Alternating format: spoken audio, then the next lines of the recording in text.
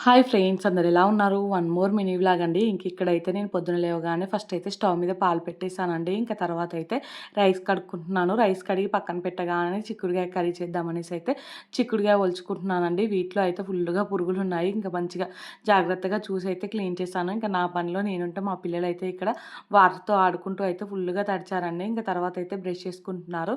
నేను ఇంట్లోకి వచ్చేసి చిక్కుడుకాయ కర్రీలోకి అయితే ఇంకా ఆనియన్ పచ్చిమిర్చి కట్ చేశానండి. ఈ రోజు అయితే మార్నింగ్ 3 కర్రీలు ఉన్నాయండి చేసేటివి. హడావిడిగా ఇంకా నా పని నేను చేసుకుంటూ ఉంటే ఈ టైంలోనే గ్యాస్ అయితే అయిపోయిందండి. మనం ఎప్పుడైనా హడావిడిగా పని చేసుకున్నప్పుడే ఇలాంటివి అయితే ఉంటాయి కదా!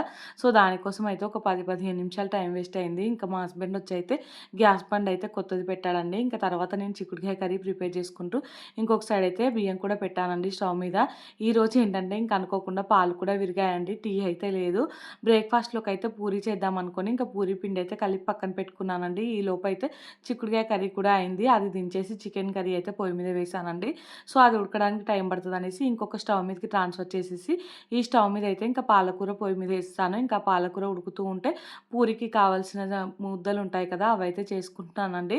ఇంకా 2 స్టవ్‌ల మీద 2 కర్రీలు అవుతూ ఉన్నాయి. ఈ లోపైతే పాపకు స్నానం చేయించొచ్చానండి. ఇంకా రాగానే ఫస్ట్ అయితే పూరి చేయడం స్టార్ట్ చేశాను. ఇంకా పూరీలు కొన్ని చేసి మా హస్బెండ్‌కి, పిల్లలకు పెట్టించానండి. ఇంకా తినేసి హస్బెండ్ ఆఫీస్‌కి, పాప స్కూల్‌కి అయితే వెళ్ళిపోయారు. ఇంకా తర్వాత అయితే మా కోసం పూరీలు చేసుకున్నామండి. సో, మమ్మీ అయితే ఇంకా పాలకూర పెట్టుకొని తినను అనేసి అన్నదండి. మా మమ్మీ కోసం అయితే ఇక్కడ ఎల్లిపాయ కారం ప్రిపేర్ చేశానండి. ఇంకా వేడి వేడి పూరీలోకి ఎల్లిపాయ కారం అయితే సూపర్‌గా ఉంటది. మీరు ఎప్పుడైనా ట్రై చేశారా? కామెంట్ చేయండి. వీడియో నచ్చితే లైక్, షేర్ అండ్ సబ్స్క్రైబ్.